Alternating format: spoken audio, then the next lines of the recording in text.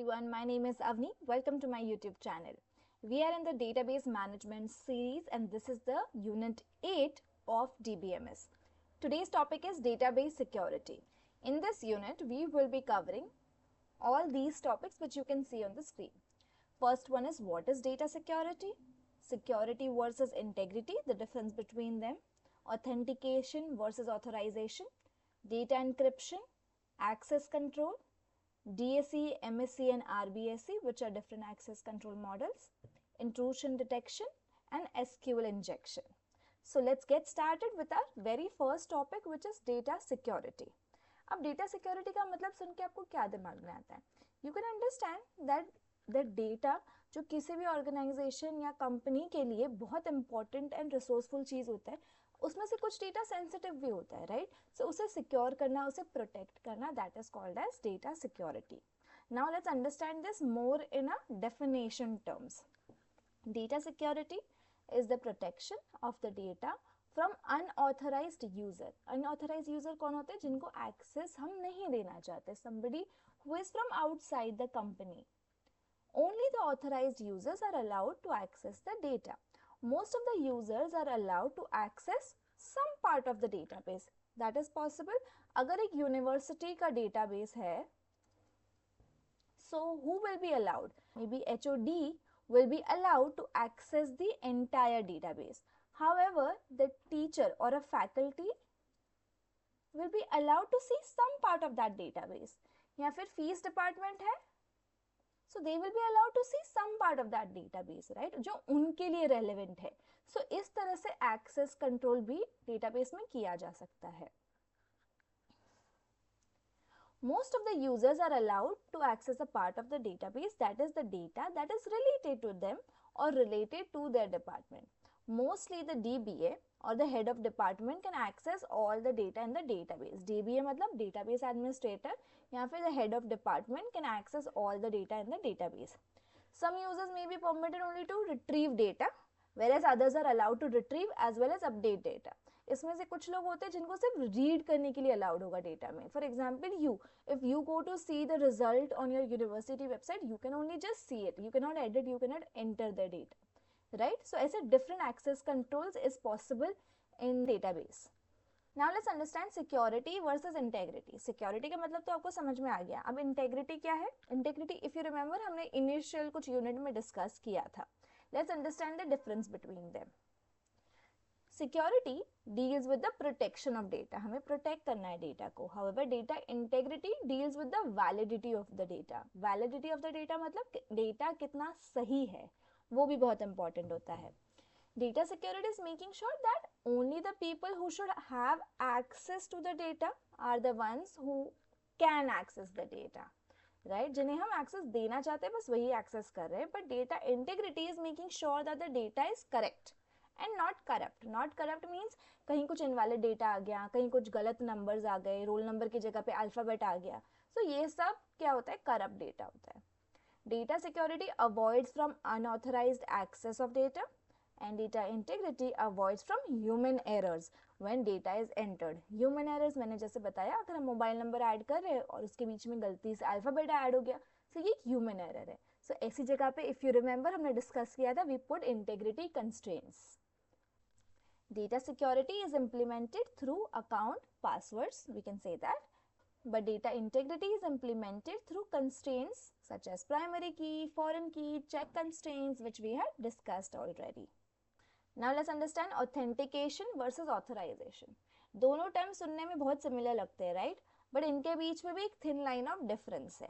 क्या डिफरेंस है? Authentication is the process of validating the user on the credential, user name and password. जब हम validate करते हैं कि ये यूजर नेम एंड पासवर्ड है, that is called as authentication. But authorisation क्या प्रोसेस है? Of verifying whether access is allowed or not. Access देना चाहिए या नहीं देना चाहिए, that will come under authorization. Logging onto a PC or some website or app, when you do that with a username and password, that is called as authentication. But accessing a file or some data from a hard disk or some database, that is called as authorization. It is the process of verifying who you are, authentication, and it is the process of verifying what you are authorized to do or not to do. that is authorization. It is providing integrity control and security to the data. And authorization is protecting to ensure privacy and access control of the data. A very thin line of difference, but you can see this makes a lot of difference between them. Now let's understand what is audit trail, or we can call it as audit log also. An audit log is a record which will be generated for each and every transactions. It will keep certain information about the transaction. When a transaction is happening, छोटी से छोटी information about the transaction keeping is called as audit trail.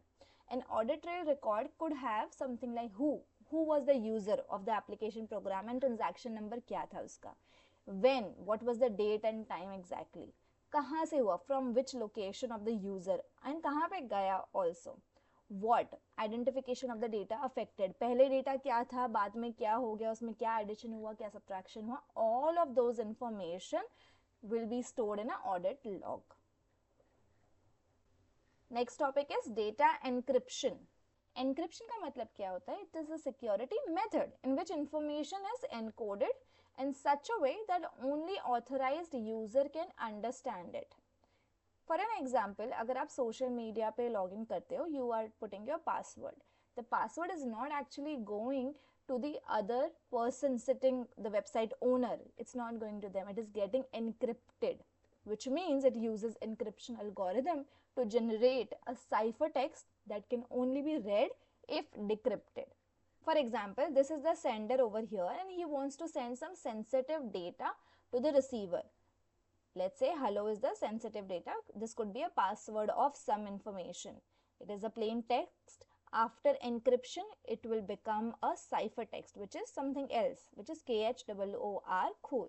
So while this data is getting transferred, if some unauthorized person is trying to access that data, he will not be able to access or even understand also that what does this data mean. When it reaches to receiver, it will reach in a form of a ciphertext. Then with the decryption, this text will get converted into a plain text, which will be the actual meaning hello, and the receiver will receive the message. This is called as data encryption. It is a process of encoding, which means translating a message or information in such a way that only authorized person can access it. Those who are not authorized cannot access. It is a process of translating some plain text or a data into something that appears to be meaningless. That is called as ciphertext. Decryption is the process of converting that ciphertext back to the plain text which we can understand. Now there are two types of encryption: symmetric key encryption and asymmetric key encryption, which is also called as private key encryption and public key encryption. In symmetric key encryption, encryption and decryption keys are the same. What does keys mean, which we have seen over here? The key which is used to encrypt this data and the key which is used to decrypt this data. So the keys in symmetric encryption both are same. The same key is used by the sender to encrypt the data, and again by the receiver also to decrypt the data, same key has been used. Symmetric key encryption is very fast in execution. Now asymmetric में difference क्या होगा? Encryption decryption keys are different. Public key and private key का use होता है, दो key यहाँ पे use होंगे. Messages are encrypted by the sender with one key, which is public key, and can be decrypted by the receiver only by the other key, which is a private key. अगर receiver को वो message देखना है तो उसे अपनी private key use करनी पड़ेगी. And asymmetric key encryption is slow in execution due to high computational burden. Why? Because the keys are different and the encryption and decryption again takes a little time over there to happen. Next topic is access control methods. Now there are three different methods of data access control. The first one is called as DAC. We can call it as discretionary access control, mandatory access control, and role-based access control. Let's understand them one by one. In discretionary access control, the owner of the object means the data, specifies or decides which subject, which means the user, can access the object, which means कौन सा user कौन सा data access कर पाएगा. Discretionary. In this method, a single user can have different rights on different objects. Objects means एक एक रो समझ लेते हैं, एक एक टपल भी समझ सकते हैं, या पूरा एक डेटा भी समझ सकते हैं. As well as different user can have different rights on the same object. एक कॉलम को एक्सेस करने के लिए हो सकता है डिफरेंट यूजर के डिफरेंट राइट्स भी हो सकते हैं सेम ऑब्जेक्ट पे.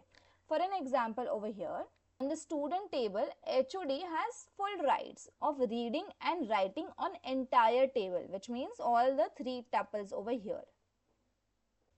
However, coordinator also has read and write full rights over here, but on the partial table, not on the entire table, which means 2 or 1 tuples पे. However, faculty over here again has a partial rights, which means not reading or writing, maybe one of them, and on the partial table, maybe 1 or 2 tuples on which this faculty needs to work. However, as a student user, he or she has only reading right, which is again a partial rights, partially only on 1 tuple, which is his data. This type of control is called a discretionary access control. A different kind of access is given to different people based on their needs and their designations. SQL support access control through grant and revoke commands. ये दो command SQL में use होते हैं. How do we use a grant? This command gives right to user for an object. Syntax could be grant privilege on object to user. Object आपका table हो सकता है, columns हो सकता है, tuple हो सकता है, to user with a grant option. Revoke command, this command takes back the rights from the user for an object. Syntax could be revoke privilege on object from the user with restrict or cascade option. Now the second access control is mandatory access control. In this method, individual user cannot get rights, but all the users as well as all the objects are classified into different categories. अब ये क्या categories होती है? Top secret is first category, secret is second category, confidential is third, and unclassified is fourth category. Each user is assigned a clearance level and each object is assigned a security level. Clearance level, which means this. A user can access object of a particular security level only if he has proper clearance level. DBMS system determines whether the given user can read or write a given object based on some rules. These rules make sure that the sensitive data can never be passed to a user without a necessary clearance. So, ये कुछ type की clearance rules हमने बना दिए हैं यहाँ पे, which is also called as clearance level. On the basis of that, individual user के group को on certain objects the access is given. Mandatory access control technique for multi-level security has 4 components. Subject का मतलब हमने समझ लिया है that it could be user, accounts, programs or the team, entire team also. Objects, it could be relation, which is table, tuples, which is all the rows, attributes, columns, views, etc. Clearance level, which is top secret, secret, confidential, unclassified. Each subject classified into one of these 4 classes. Security level, again it's the same, top secret, secret, confidential, unclassified. Each object can also be classified into these 4 classes. So in the above system, TS is greater than S and S is greater than C, C is greater than U, which means where top secret is greater than S priority means class TS object is more sensitive than the class S object, which is very obvious. A user can access data by following 2 rules, security property and star security property. Security property states that a subject at a given security level may not read an object at a higher security level. So if user has an access of a secret object class, he would not be able to read the data of the top secret class. Star security property states that a subject at a given security level may not write to any object at a lower security level, which means a user which is on secret level will not be able to even write the data on the lower class, which means confidential or unclassified class levels also. The next one is role-based access control rules. It restricts the database access based on person's role within an organization. The role in RBAC refers to the level of access that employees have to network. Let's understand it this way, that employees are only allowed to access the information necessary effectively perform their job duties. And obviously you wouldn't need to access the other data which is not related to your job duties. Access can be based on several factors such as authority, responsibility, job competency. In addition, access to computer resources can be limited to specific tasks such as ability to view, create or modify a file. This could be different types of tasks which could be performed by you in the database just to view, which is read, create or modify a file.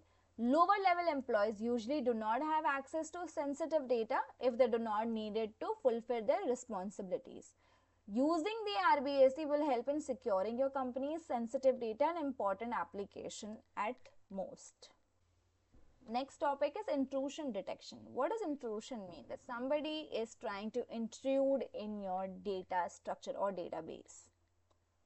An intrusion detection system, that is a system or a software application that monitors network traffic or system for suspicious activity or policy violations and issues alert when such activity has been discovered. It is a software application that scans a network or a system for harmful activity or policy breaching. This is very important because in all such cases the hacking happens on your company's database. So this system will really come handy to detect any malicious activity.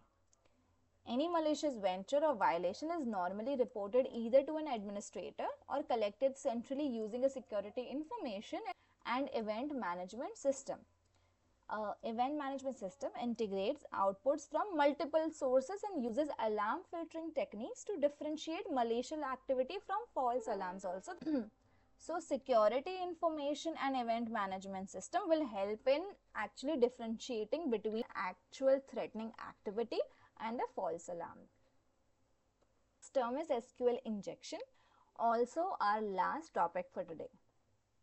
SQL injection, also known as SQLI, is a common attack vector that uses a malicious SQL code for a backend database manipulation to access information that was not intended to be displayed. ये एक different type of hack है which hackers use by generating an SQL code which could manipulate the database and access some information which they are not authorized to. This information may include any number of items, include sensitive company data, user list or private customer details also.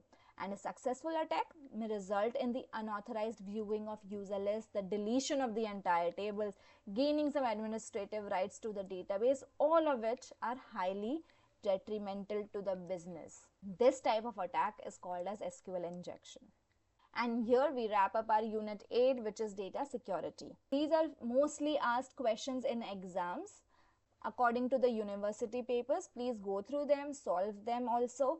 It will come very handy for you when you're doing exam preparation.